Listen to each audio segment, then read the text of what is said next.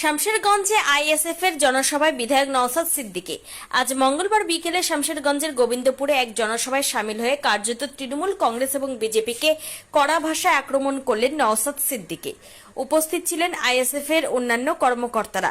বক্তব্য রাখতে গিয়ে গঙ্গা ভাঙন ইস্যু থেকে শুরু করে পরিযায়ী শ্রমিক ইস্যু নানাবিধ বিষয় নিয়ে তৃণমূল কংগ্রেস স্থানীয় বিধায়ক এবং সাংসদকে দফায় দফায় আক্রমণ করেন নওশাদ সিদ্দিকী। দুলিয়ানের ঘটনা নিয়ে নিরপেক্ষ দৃষ্টিতে তদন্ত করে অনতিবিলম্বে নিরপরাধ মানুষদের মুক্তি দেওয়ার দাবি জানান তিনি।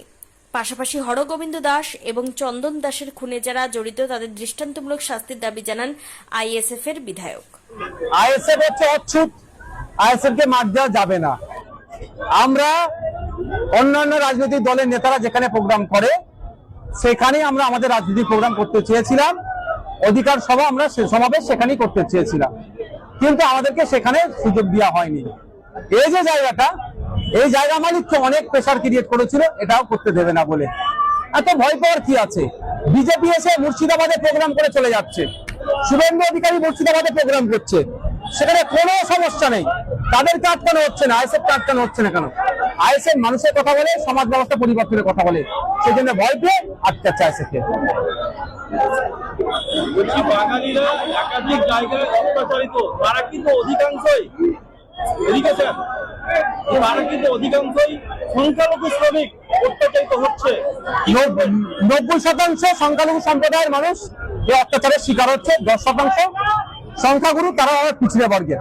কিন্তু এটা সমাধানের জন্য রাজ্য সরকারকে কঠোর ব্যবস্থা নিতে হবে। রাজ্য সরকার এই বিষয়টা নিয়ে সেরকম করছে না। আমি অনুরোধ করছি রাজ্য সরকারকে, প্রয়োজনে পার্লামেন্টের সামনে এখন সেশন চলছে, ধর্নায় বসুক, পার্লামেন্টে একটা সেশন এটা নিয়ে আলোচনার জন্য রাখুক, এই দাবি করুক, রাষ্ট্রপতির সাথে দেখা করুক, প্রধানমন্ত্রীর সাথে দেখা করুক। এই অন্যায় অপশাসন বন্ধ হওয়া দরকার। এই শ্রমিকদেরকে বাংলায় কথা বলার জন্য যেভাবে অপমান করছে মেনে নেওয়া যায় না। কদিন আগে দেখছি অসভ্যগুলো বাংলা ভাষাকে বাংলাদেশি ভাষা বলে দেখে দেওয়ার চেষ্টা করেছে। এই বিষয়ে আমি স্বরাষ্ট্র দপ্তরে চিঠি করেছি ওই ইন্সপেক্টরের বিরুদ্ধে ব্যবস্থা গ্রহণের জন্য।